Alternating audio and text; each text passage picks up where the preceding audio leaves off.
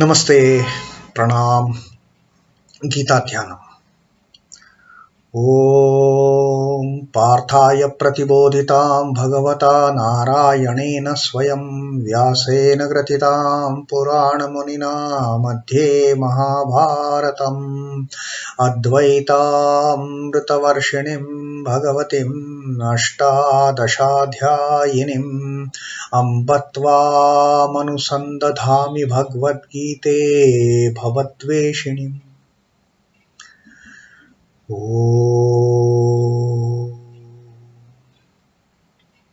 Bhagavad Gita, with which Lord Narayana himself gave enlightenment to Arjuna, the ancient sage Vyasa included it in the Mahabharata. O Goddess, showerer of the nectar-like knowledge of non-dualism contained in your 18 chapters, O my affectionate mother, the destroyer of rebirth, I meditate upon thee. Krishna Vandana. Vasudeva Sutam Devam Kansachanura Mardanam Devaki Paramanandam Krishnam Vande Jagadgurum.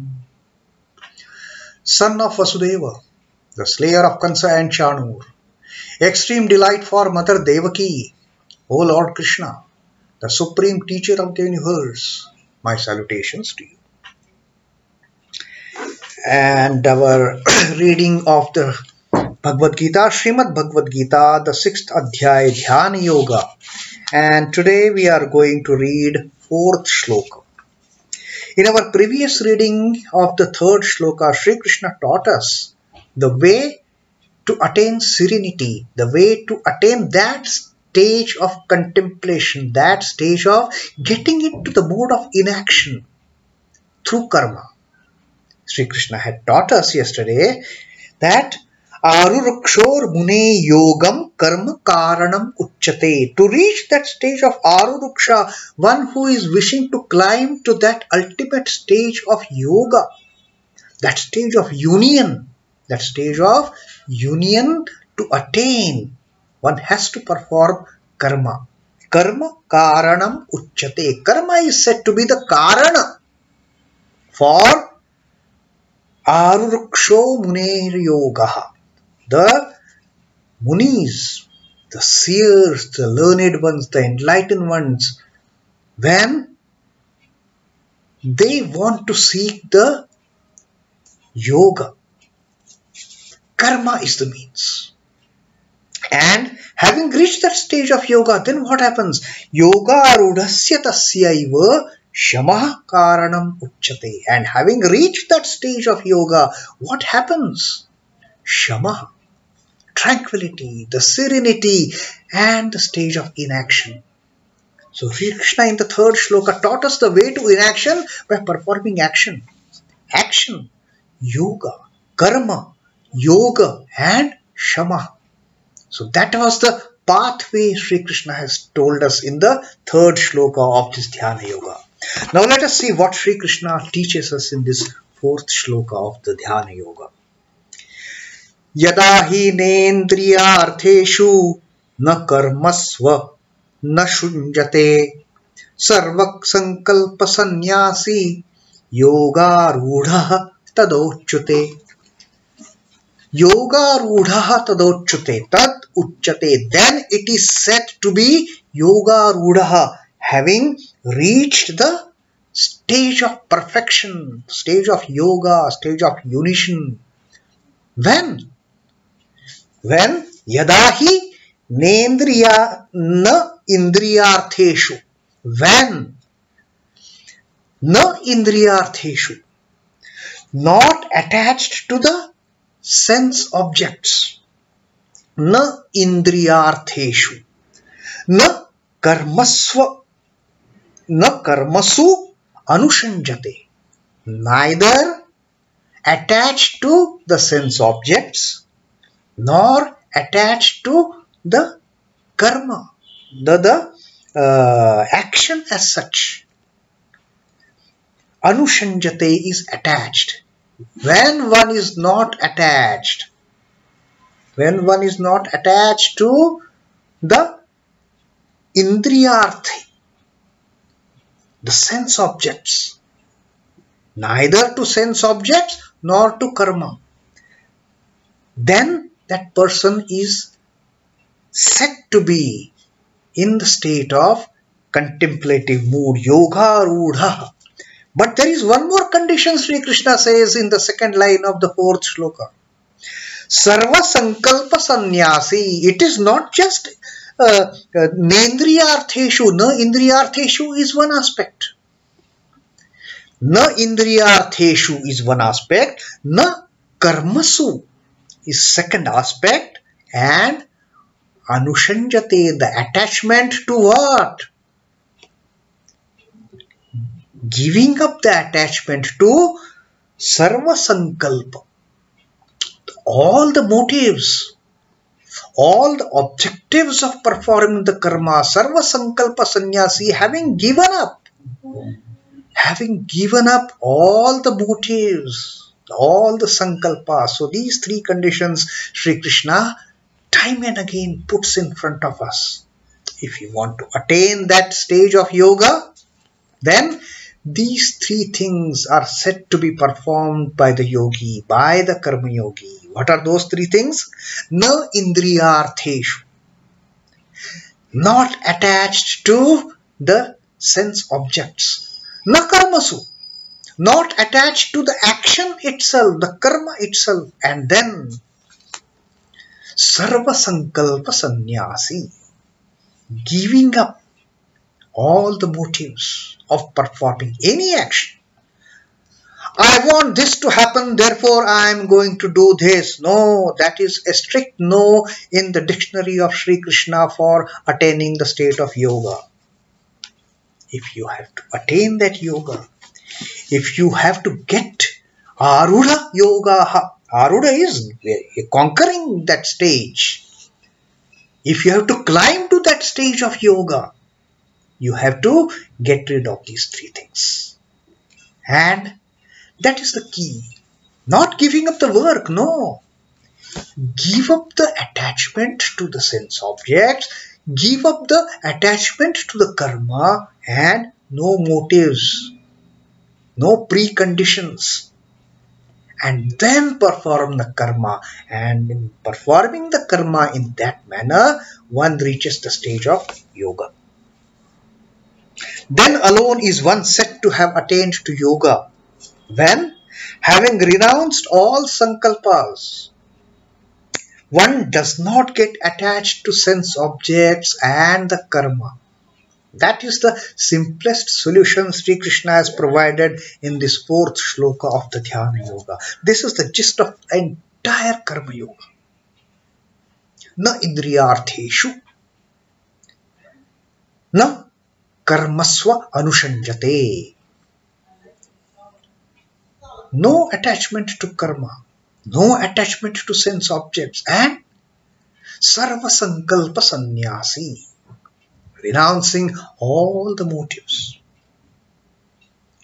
Yogārūḍhas is one who has attained to the acme of yoga. He has reached the pinnacle. He has reached the Mount Everest of the phases of yoga. That is the ultimate yogārūḍhas. Human perfection reaches its zenith in him. In that person, the human perfection reaches its hell. Deep dhyana or meditation of the yogi develops into samadhi or enlightenment. And this is what through karma yoga Sri Krishna is telling us. You can reach that stage of enlightenment. You can reach that stage of nirvana. You can reach that stage of dhyana by performing karma. But by performing karma, by abandoning the attachment to the sense objects, by abandoning the attachment to the karma itself, and by abandoning, by renouncing the motive behind doing the work.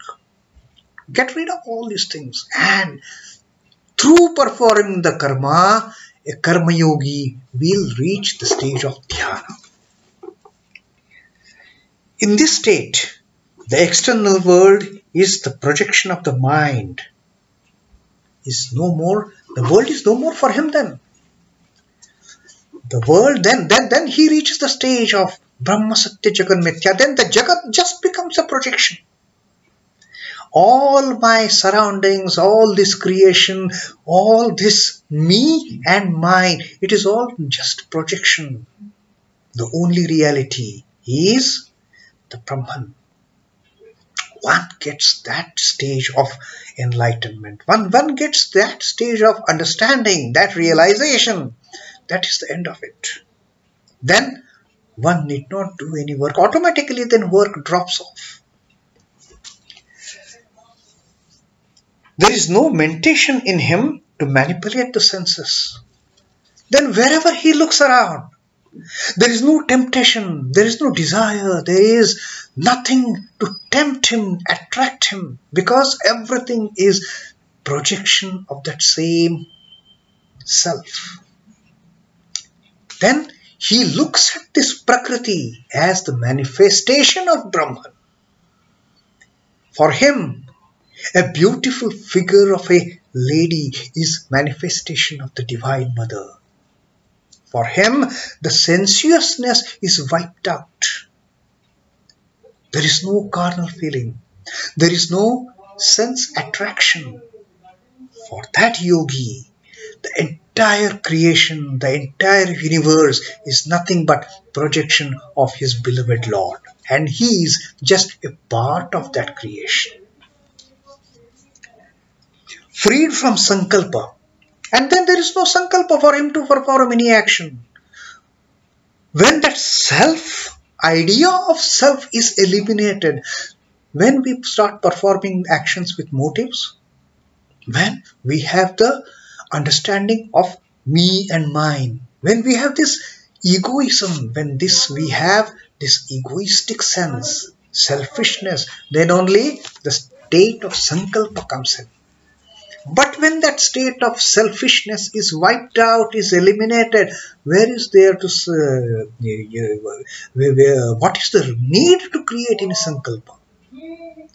We are just part of that Almighty, that indivisible, that Akshara, that Akshaya Brahman.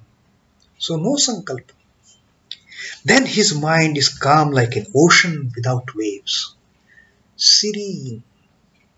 When we look at the ocean which has no waves on it, such tranquility, such peace, such bliss a person enters into when there is no I-ness attached to his being, when there is no selfishness attached to his personality. The personality just dissolves into eternity.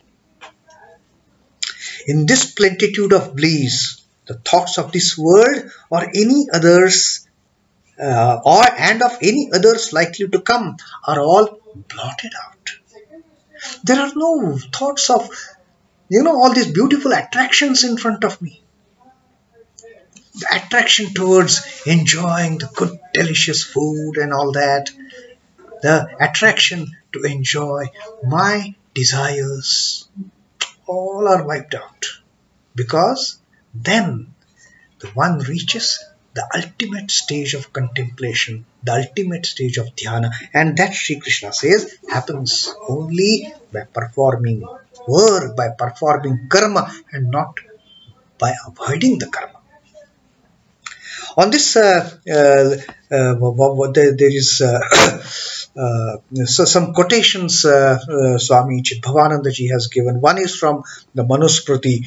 He says, desires and doings are all born of Sankalpa. Yes. All our desires and all the actions in ordinary sense, not in the yogic sense. In ordinary sense, they are born of Sankalpa. I want this, therefore I am doing this. That is the Sankalpa. I want liberation, so I am performing japa. Is that Sankalpa? That also is Sankalpa, because there is something, some desire attached to my action of performing japa. But what the enlightened souls say, that Sankalpa, that is a good Sankalpa. Because one is, the desire is to attain the ultimate. When that is the desire, that is no desire anymore. Then that Sankalpa doesn't stand anymore. Then one starts working only to be one with the Almighty. In Shanti Parva, there is a saying, "O desire, I know where from you take your origin. You are born of Sankalpa. I shall refuse to make Sankalpa of you. Annihilation is your lot." O desire, if I don't have any Sankalpa, desire in a sense, desire of the worldly enjoyments, not the paramarthic desire, not the desire of hereafter, not the desire of a child becoming one with the Divine Mother, not that desire. That desire is not a desire. But the desire to enjoy the worldly enjoyments. For that desire, the cause is Sankalpa. And then in Shanti Parva, this yogi says, I shall refuse to make Sankalpa of enjoying this. And then, where will you be, O desire? It will be your annihilation. You will be wiped out if I don't have the Sankalpa. And what Sri Ramakrishna says on this, the brilliant presence of Ishvara cannot be perceived in that mental firmament which is disturbed by the gale of desires. Till the time we have desires of enjoying these ephemeral objects, these sense objects, till the time we have this desire, Sri Ramakrishna says, the brilliant presence of Ishvara cannot be perceived. It is only when we wipe out the desires to enjoy. It is only when we annihilate the sankalpa of desiring, of enjoying the sense objects, then a person, then a yogi, then a devotee, that devotee perceives the brilliant presence of Ishvara.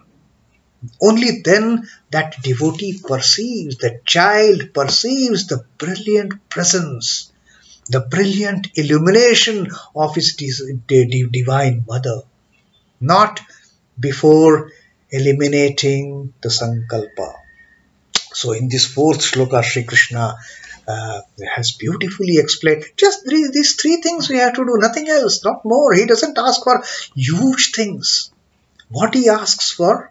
He asks for na nendriyārtheṣhu na karmasv-anuṣhajjate. Don't get attached to the sense objects. Don't get attached to the karma. Don't get attached to the action itself. And sarva-saṅkalpa-sannyāsī. Give up. Eliminate all the motives of performing any action, all the sankalpa. So that is Sri Krishna's teaching in this fourth shloka of the Dhyana Yoga of Srimad Bhagavad Gita, and slowly he is taking us onto the direction, onto the platform of getting into Dhyana, of getting into that meditative state, that state of contemplation.